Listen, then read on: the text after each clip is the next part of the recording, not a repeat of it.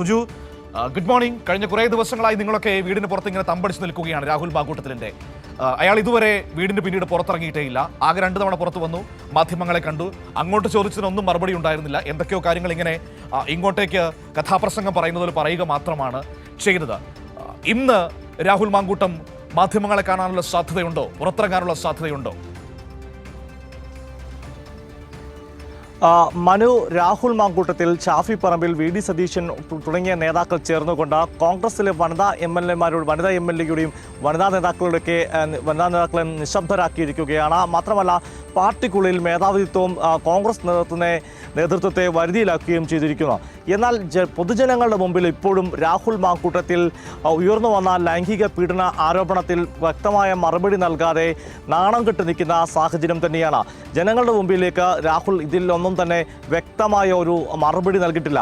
അതുകൊണ്ട് തന്നെയായിരിക്കാം Palakkad M L A Rahul Mamkootathil അടൂരിലെ വീട്ടിൽ കഴിഞ്ഞ 10 ദിവസമായി തുടരുന്നത്. ഇന്ന് ആരോപണങ്ങൾ പുറത്തു വന്നിട്ട് 7 ദിവസങ്ങൾ ആവുകയാണ്.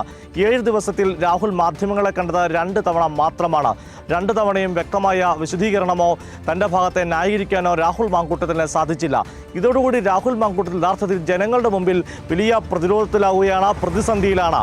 കാരണം രാഹുൽ ഏതെങ്കിലും തരത്തിൽ താൻ കുറ്റം ചെയ്തിട്ടില്ലെന്ന് ബോധ്യപ്പെടുത്താൻ സാധിക്കുന്നില്ല. കോൺഗ്രസ് പാർട്ടിയും രാഹുലിനെ ന്യായീകരിക്കുന്നത് 1 മാസത്തെ അല്ലെങ്കിൽ കാലപരിധി നിശ്ചയിക്കാത്ത ഒരു സസ്പെൻഷൻ. സാധാരണ കോൺഗ്രസിൻ്റെ ഭരണഘടന പ്രകാരം അങ്ങനെ ഒരു സസ്പെൻഷൻ നൽകിയാൽ 1 മാസം മാത്രമായിരിക്കും ആ സസ്പെൻഷനുള്ള കാലപരിധി എന്ന് പറയുന്നത്. അങ്ങനെ ജനങ്ങളുടെ കണ്ണിൽ പൊടിയിടുന്ന ഒരു താൽക്കാലിക പുറത്താക്കൽ നടപടി മാത്രമാണ് കോൺഗ്രസ് നടത്തിയിരിക്കുന്നത്. എന്നാൽ ഇപ്പോഴും ശ്രദ്ധേയമായുള്ള കാര്യം, രാഹുൽ മാങ്കൂട്ടത്തിൽ മാത്രമല്ല, കോൺഗ്രസിൻ്റെ പ്രമുഖ നേതാക്കൾ, അതായത് KPCC അധ്യക്ഷനോ പ്രതിപക്ഷ നേതാവോ ഒന്നും തന്നെ രാഹുലിനെതിരെ ഉയർന്നു വന്ന ആരോപണങ്ങളിൽ വ്യക്തമായ മറുപടി നൽകിയിട്ടുമില്ല.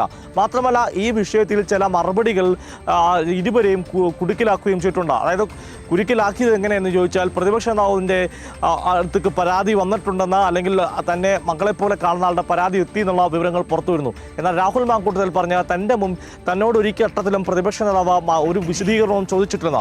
ഇവിടെ മനു ശ്രദ്ധിക്കേണ്ട ഒരു കാര്യം പ്രധാനപ്പെട്ടത്, രാഹുൽ 2 തവണ മാധ്യമങ്ങളെ കണ്ടപ്പോൾ നമുക്കറിയാം പറഞ്ഞത് കാര്യങ്ങൾ യുവ മാധ്യമപ്രവർത്തകയുടെ തന്നെ പറ്റി പറഞ്ഞിട്ടില്ല എന്ന് മാത്രം.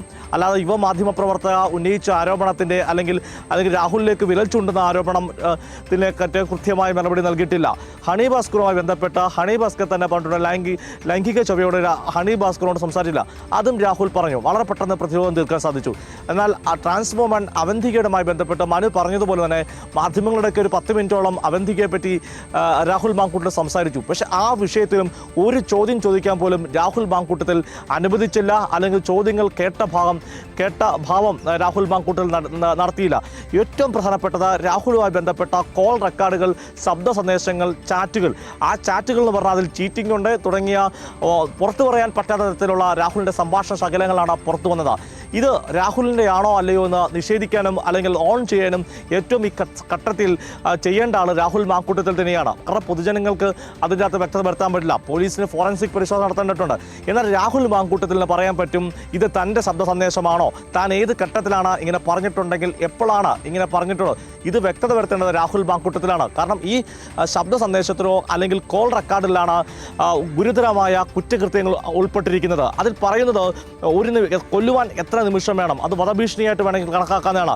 നിർബന്ധിതമായി ഗർഭം അലസിപ്പിക്കൽ, മറ്റൊരാൾ വിവാഹ വാഗ്ദാനം നൽകി പീഡിപ്പിച്ചു എന്ന ആരോപണം, ഇതെല്ലാം തന്നെ ശരിയാണെങ്കിൽ രാഹുൽ മാങ്കൂട്ടത്തിൽ എന്ന് പറഞ്ഞ കോൺഗ്രസിൻ്റെ യുവ MLA, കോൺഗ്രസിൻ്റെ യൂത്ത് ഐക്കണെന്ന് കഴിഞ്ഞ ദിവസം വരെ പ്രചരിപ്പിച്ചു നടന്ന കോൺഗ്രസിൻ്റെ യുവ MLA കൊടും കുറ്റവാളിയാണ്, അദ്ദേഹം കൊടും ക്രിമിനലാണെന്ന് പറഞ്ഞിട്ടും. എന്നാൽ താൻ ക്രിമിനലാണോ കുറ്റവാളിയാണോ അല്ലയോ എന്ന് വ്യക്തത വരുത്തേണ്ട അവകാശം സ്വാഭാവികമായി രാഹുൽ മാങ്കൂട്ടത്തിലാണ്. രാഹുൽ പറഞ്ഞത് കഴിഞ്ഞ വാർത്താ സമ്മേളനത്തിൽ, മാധ്യമങ്ങൾ എന്നെ കേൾക്കാതെ വാർത്ത കൊടുക്കരുത്, അല്ലെങ്കിൽ എന്നെ കേൾക്കണമെന്ന്. എന്നാൽ രാഹുലിനെ കേൾക്കാനായി കഴിഞ്ഞ 7 ദിവസവും കേരളത്തിലെ എല്ലാ സാറ്റലൈറ്റ് ചാനലും ഇവിടെ വീടിൻ്റെ മുമ്പിലുണ്ട്. എനിക്ക് പിന്നിൽ കാണുന്ന ഈ ബോർഡൊക്കെ ഇപ്പോൾ ജനങ്ങൾക്ക് സുപരിചിതമായി മാറിയിരിക്കുകയാണ്. രാഹുലിൻ്റെ അടൂരിലെ മുണ്ടയ്ക്കൽ വീട്ടിലാണ് നമ്മൾ. പുറകെ കാണാം നെല്ലിമുകൾ ഉൾപ്പെടെയുള്ള നാമങ്ങളുള്ള ബോർഡുകൾ. ആ സ്ഥലത്ത് സമയത്ത് മാധ്യമങ്ങൾ വന്നിട്ട് 7 ദിവസവും ഏതാണ്ട് 12 മണിക്കൂറധികം രാഹുൽ എന്ന യുവ MLA പ്രതികരണത്തിനായി കാത്തു നിൽക്കുകയാണ്. രണ്ടേ രണ്ട് തവണ മാത്രം മാധ്യമങ്ങളെ കാണുകയും ആ കണ്ട പ്രാവശ്യം വ്യക്തത വരുത്തിയിട്ടില്ല.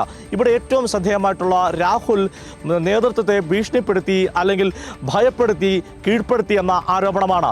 അവിടെയാണ് ഏറ്റവും ഒടുവിൽ മാധ്യമങ്ങളെ കാണുമ്പോൾ രാഹുൽ പറയുന്നത്, എനിക്ക് പാർട്ടി പ്രവർത്തകരോടും ജനങ്ങളോടും ചിലത് പറയാനുണ്ട് എന്ന് പറഞ്ഞുകൊണ്ട് അവന്തികയുടെ കാര്യം മാത്രമാണ് പറഞ്ഞത്.